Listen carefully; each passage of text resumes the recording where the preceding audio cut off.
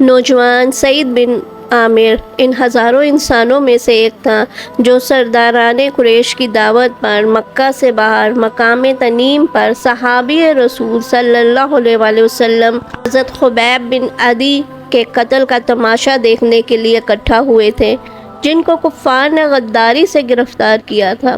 وہ اپنی بھرپور جوانی اور پرجوش شباب کے بل پہ مجمع کو دھکیلتا اور اس میں سے اپنے لیے رستہ بناتا۔ ابو بن سفیان حرب اور سفیان بن امیہ جیسے رؤساء قریش کے پہلو پر پہلو جا کھڑا ہوا، جو اس مجمع میں نمایاں مقام پر کھڑے تھے۔ اس طرح اسے اس بات کا موقع ملا کہ وہ قریش کے قیدی کو دیکھ سکے جو وہاں پائے زنجیر لایا گیا تھا، جس کو قریش کی عورتیں، بچے اور جوان دھکیلتے ہوئے موت کے میدان کی طرف لا رہے تھے تاکہ اسے قتل کر کے حضرت محمد صلی اللہ علیہ وسلم سے انتقام لے سکیں اور جنگ بدر میں مارے جانے والے اپنے اوضاع و اقراب کا بدلہ چکایا جا سکے۔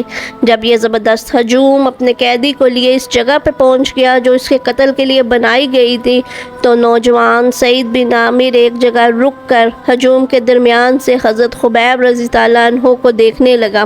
اس نے دیکھا کہ خبیب کو تختہ دار کی طرف لے جایا جا رہا ہے۔ اس نے عورتوں اور بچوں کی چیخ و پکار اور شور و غل کے درمیان ابھرتی ہوئی خبیب کی وہ باوقار اور پرسکون آواز سنی: اگر تم لوگ مجھے قتل کرنے سے پہلے 2 رکعت نماز پڑھنے کا موقع دے دو۔ پھر سعید نے دیکھا کہ خبیب رضی اللہ عنہ بن عدی نے قبلہ روح ہو کر 2 رکعتیں پڑھی۔ کیسی حسین اور کتنی مکمل تھی وہ 2 رکعتیں۔ پھر اس نے دیکھا کہ خبیب نے زعماء قریش کو مخاطب کرتے ہوئے کہا: او اللہ، اگر مجھے یہ اندیشہ نہ ہوتا کہ تم میرے متعلق اس بدگمانی میں مبتلا ہو جاؤ گے کہ میں موت سے ڈر کر نماز کو تول دے رہا ہوں، تو میں اور لمبی اور اطمینان سے نماز پڑھتا۔ پھر سعید نے بچشم سر اپنی قوم کے لوگوں کو دیکھا کہ وہ زندہ ہی خبیب کا مسئلہ کر رہے تھے، ان کے اوضاع کو جسم سے علیحدہ کر رہے تھے۔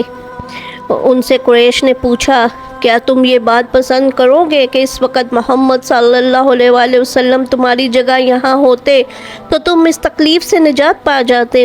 تو خبیب رضی اللہ عنہ نے جواب دیا: اس وقت ان کے جسم سے بے تحاشا خون بہہ رہا تھا۔ او اللہ، میں تو اتنا بھی گوارا نہیں کرتا کہ میں امن و اطمینان کے ساتھ اپنے اہل و عیال میں رہوں اور ان کے پاؤں کے تلوے میں ایک کانٹا بھی چبھ جائے۔ اور یہ سنتے ہی لوگوں نے اپنے ہاتھوں کو فضا میں بلند کرتے ہوئے چیخنا شروع کر دیا: مار ڈالو اسے، قتل کر ڈالو اسے۔ پھر سعید بن عامر کی آنکھوں نے یہ منظر بھی دیکھا کہ خبیب رضی اللہ عنہ کو تختہ دار کی طرف لے جایا جا رہا ہے۔ جس وقت وہ تختہ دار پہ پہنچے تو انہوں نے آسمان کی طرف نگاہ بلند کی اور کہا: خدایا، انہیں ایک ایک کر کے گن لے، انہیں منتشر کر کے ہلاک کر دے اور ان میں سے کسی کو بھی نہ چھوڑے۔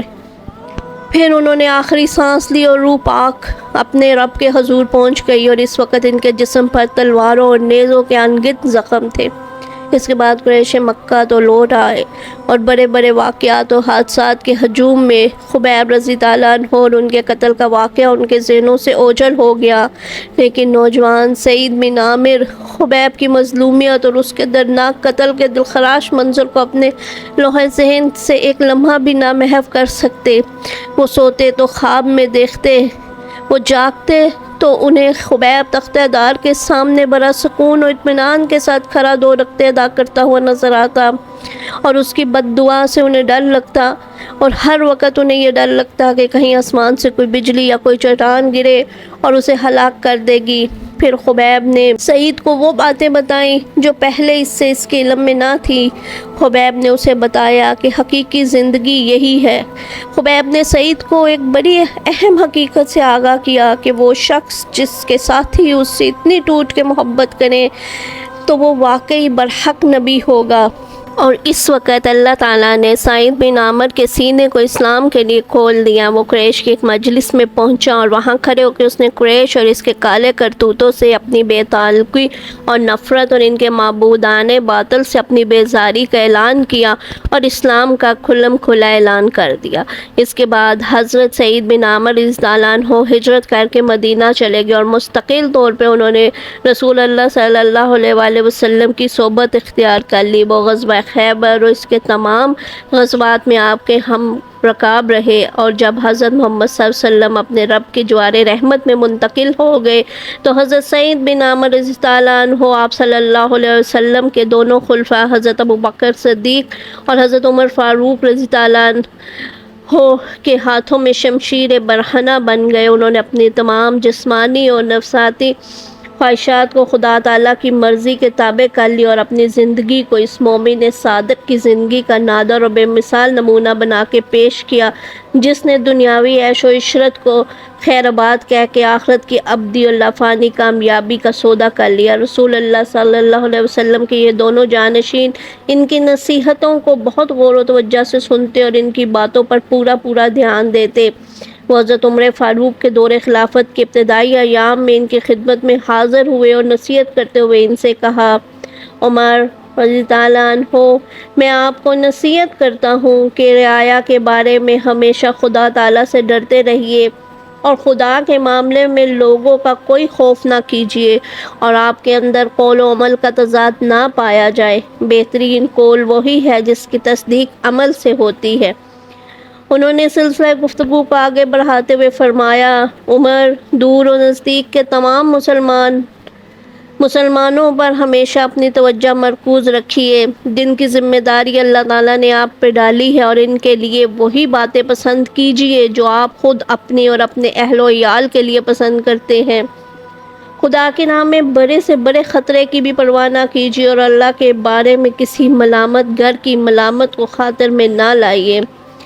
سعید، یہ سب کس کے بس کی بات ہے؟ حضرت عمر رضی اللہ عنہ نے ان کی باتیں سن کے کہا، یہ آپ جیسے شخص کے بس کی بات ہے جس کو اللہ تعالیٰ نے امت محمد کا ذمہ دار بنایا ہے، جس کے اور خدا کے درمیان کوئی دوسرا حائل نہیں۔ حضرت سعید رضی اللہ عنہ نے کہا۔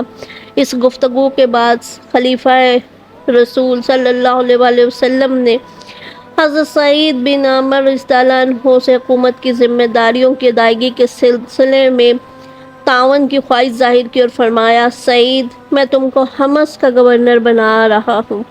عمر رضی اللہ عنہ، آپ کو خدا کا واسطہ دیتا ہوں مجھے آزمائش میں نہ ڈالیے۔ ان کا یہ جواب سن کر حضرت عمر نے قدر خفگی کا اظہار کرتے ہوئے فرمایا، خدا تمہارا بھلا کرے، تم لوگ حکومت کی بھاری ذمہ داریاں میرے کندھے پہ ڈالتے ہو اور خود اس سے کنارہ کش کرتے ہو۔ خدا کی قسم میں تم کو ہرگز نہیں چھوڑوں گا۔ پھر حضرت عمر رضی اللہ عنہ نے حمص کی گورنری ان کے سپرد کرتے ہوئے فرمایا، میں تمہارے لیے تنخواہ نہ مقرر کر دوں؟ امیر مومنین، مجھے اس کی ضرورت نہیں۔ بیت المال سے جو وظیفہ مجھے ملتا ہے وہ میری ضروریات سے فاضل ہے۔ حضرت سعید رضی اللہ عنہ نے کہا اور وہ حمص کے لیے روانہ ہو گئے۔ اس کے کچھ ہی دنوں بعد اہل حمص کے کچھ قابل اعتماد لوگوں پر مشتمل ایک وفد حضرت عمر رضی اللہ عنہ کی خدمت میں حاضر ہوا۔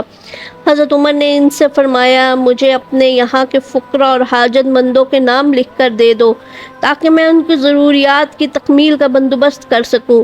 تعمیل حکم میں انہوں نے خلیفہ کے سامنے جو فہرست پیش کی، اس میں فلاں ابن فلاں اور فلاں ابن فلاں اور سعید بن عامر۔ سعید بن عامر؟ کون سعید بن عامر؟ حضرت عمر نے حیرت سے پوچھا۔ ہمارے گورنر۔ ارکان وفد نے جواب دیا، تمہارا گورنر؟ کیا تمہارا گورنر فقیر ہے؟ حضرت عمر نے مزید حیرت سے پوچھا، جی امیر المومنین، خدا کی قسم کتنے ہی دن ایسے گزر جاتے ہیں کہ ان کے گھر میں آگ نہیں جلتی۔ وفد نے مزید وضاحت۔ یہ سن کر حضرت عمر رضی اللہ عنہ رو پڑے اور دیر تک روتے رہے، حتیٰ کہ ان کی داڑھی آنسوؤں سے تر ہو گئی۔ پھر وہ اٹھے اور 1000 دینار ایک تھیلی میں رکھ کر اس ارکان وفد کے حوالے کیا اور فرمایا، سعید کو میرا سلام کہنا اور کہنا امیر المومنین نے یہ مال آپ کے لیے بھیجا ہے تاکہ آپ اس سے اپنی ضروریات پوری کریں۔ وفد کے لوگ دیناروں کی تھیلی لے کر حضرت سعید رضی اللہ عنہ کی خدمت میں پہنچے اور اسے ان کے سامنے پیش کر دیا۔ انہوں نے اس میں رکھے ہوئے دیناروں کو اپنے سے دور پرے ہٹاتے ہوئے کہا، انا للہ و انا الیہ راجعون، جیسے ان کے اوپر کوئی بڑی مصیبت نازل ہوگی ہو۔ آواز سن کے ان کی بیوی گھبرائی ہوئی ان کے پاس آئی اور بولی، سعید کیا بات ہے؟ کیا امیر المومنین کا انتقال ہو گیا؟ نہیں، اس سے بھی بڑا حادثہ پیش آیا ہے۔ حضرت سعید نے کہا، کیا کسی جنگ میں مسلمانوں کو شکست ہو گئی؟ اہلیہ نے سوال کیا۔ نہیں، اس سے بڑی آفات آ پڑی ہے، حضرت سعید نے جواب دیا۔ اس سے بڑی آفت کیا ہو سکتی ہے؟ بیوی نے پوچھا۔ دنیا میرے گھر میں داخل ہو گئی تاکہ میری آخرت تباہ ہو جائے، حضرت سعید نے تشویشناک لہجے میں جواب دیا۔ اس سے چھٹکارا حاصل کر لو، بیوی نے ہمدردانہ مشورہ دیا، اور ابھی تک وہ دیناروں کے متعلق کچھ نہیں جانتی تھی۔ کیا تم اس معاملے میں میری مدد کر سکتی ہو؟ حضرت سعید نے پوچھا۔ ہاں کیوں نہیں، بیوی نے جواب دیا۔ پھر حضرت سعید نے تمام دیناروں کو بہت سی چھوٹی چھوٹی تھیلیوں میں تقسیم کیا اور انہیں غریب اور حاجت مند مسلمانوں میں تقسیم کر دیا۔ اس بات کو بھی کچھ دن ہی گزرے تھے کہ حضرت عمر بن خطاب رضی اللہ عنہ شام کے دورے پہ وہاں کے حالات معلوم کرنے کے لیے تشریف لائے۔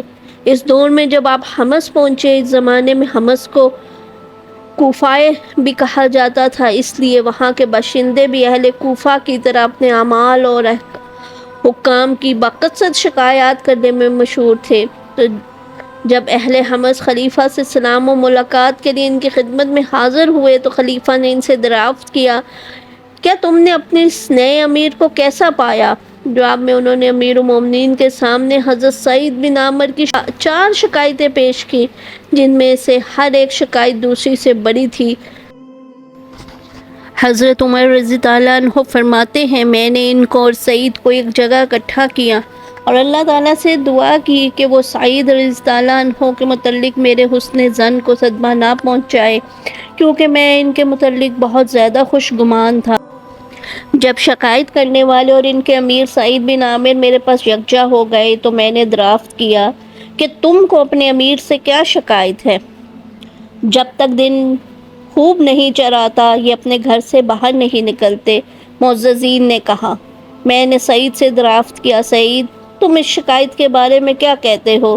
سعید تھوڑی دیر خاموش رہے، پھر بولے، خدا کی قسم میں اس بات کو ظاہر نہیں کرنا چاہتا تھا، مگر اس کو ظاہر کیے بغیر چارہ نہیں ہے۔ بات یہ ہے کہ میرے گھر میں کوئی خادمہ نہیں ہے، اس لیے دیر سویر سے اٹھتا ہوں تو پہلے آٹا گوندتا ہوں، پھر تھوڑی دیر انتظار کرتا ہوں تاکہ اس کا خمیر اٹھ جائے، پھر روٹیاں پکاتا ہوں، اس کے بعد وضو کر کے لوگوں کی ضروریات کے لیے باہر نکلتا ہوں۔ میں نے اہل حمص سے پوچھا، تمہاری دوسری شکایت کیا ہے؟ انہوں نے کہا، یہ رات کے وقت کسی کا جواب نہیں دیتے۔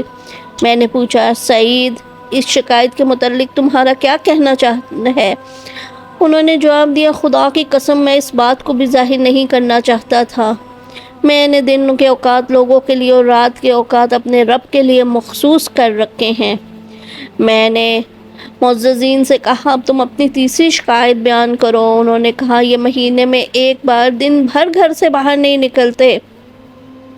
میں نے دریافت کیا، سعید تم اس شکایت کا کیا جواب دیتے ہو؟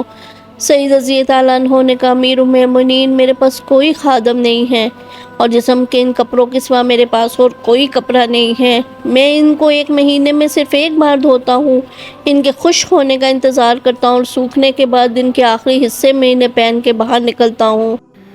میں نے معززین سے کہا، تم اپنی آخری شکایت بیان کرو۔ انہوں نے کہا، ان کو رہ رہ کے غشی کے شدید دورے پڑتے ہیں اور یہ اپنے گرد و پیش سے بے خبر ہو جاتے ہیں۔ میں نے کہا، سعید تمہارے پاس اس شکایت کا کیا جواب ہے؟ انہوں نے جواب دیا، میں خبیب بن عدی کے قتل کے وقت موقع پہ موجود تھا اور اس وقت مشرک تھا۔ میں نے قریش کو ان کا ایک ایک جسم کا عضو کاٹتے دیکھا اور انہوں نے جب یہ کہا کہ کیا تم پسند کرو گے کہ آج تمہاری جگہ محمد ہوتے، تو وہ جواب دیتے ہیں کہ خدا کی قسم مجھے یہ پسند نہیں، میں اطمینان و سکون کے ساتھ اپنے اہل و عیال میں رہوں اور محمد صلی اللہ علیہ وسلم کے تلووں میں ایک پھانس بھی لگ جائے۔ خدا کی قسم جب مجھ کو وہ منظر یاد آتا ہے تو ساتھ یہ بھی یاد آتا ہے کہ میں نے اس وقت ان کی مدد کیوں نہ کی۔ تو مجھے اس بات کا شدید خطرہ لاحق ہوتا ہے کہ اللہ تعالیٰ میری اس کوتاہی کو ہرگز معاف نہیں کرے گا، اور اس وقت میرے اوپر غشی طاری ہو جاتی ہے۔ یہ سن کے میں نے کہا خدا کا شکر ہے حسن سعید کے متعلق میرے حسن ظن کو صدمہ نہیں پہنچنے دیا۔ اس کے بعد حضرت عمر رضی اللہ عنہ نے ان کے لیے 1000 دینار بھیجے تاکہ وہ ان سے اپنی ضروریات پوری کر لیں۔ جب ان کی اہلیہ نے ان دیناروں کو دیکھا تو بولی خدا کا شکر ہے، اب آپ اس سے اپنے لیے خدمت گزار رکھ لیں، اب آپ اس رقم سے ایک خادمہ خرید لیجئے۔ یہ سن کے حضرت سعید رضی اللہ عنہ نے کہا کیا تم اس سے بہتر چیز کی خواہش نہیں کرتی؟ اس سے بہتر کیا چیز ہے؟ اہلیہ نے پوچھا۔ یہ رقم ہم اس کے پاس جمع کروا دیں جو اسے ہم کو اس وقت واپس کر دے جب ہمیں اس کی سب سے زیادہ ضرورت ہو۔ حضرت سعید نے بات سمجھائی، اس کی کیا ضرورت ہوگی؟ اہلیہ نے وضاحت چاہی۔ حضرت سعید رضی اللہ عنہ نے کہا ہم یہ رقم اللہ تعالیٰ کو قرض حسن دے دیں۔ اہلیہ نے کہا ہاں یہ بہتر ہے، اللہ آپ کو جزائے خیر دے۔ پھر حضرت سعید رضی اللہ عنہ نے اس مجلس سے اٹھنے سے پہلے تمام دیناروں کو بہت سے تھیلیوں میں رکھ کے اپنے گھر کے ایک آدمی سے کہا انہیں فلاں قبیلے کی بیواؤں، فلاں قبیلے کے یتیموں، فلاں قبیلے کے مسکینوں اور فلاں قبیلے کے حاجت مندوں میں تقسیم کر دو۔ اللہ تعالیٰ حضرت سعید بن عامر سے راضی ہو، وہ ان لوگوں میں سے تھے جو خود محتاج ضرورت مند ہوتے ہوئے بھی اپنے اوپر دوسروں کو ترجیح دیتے تھے۔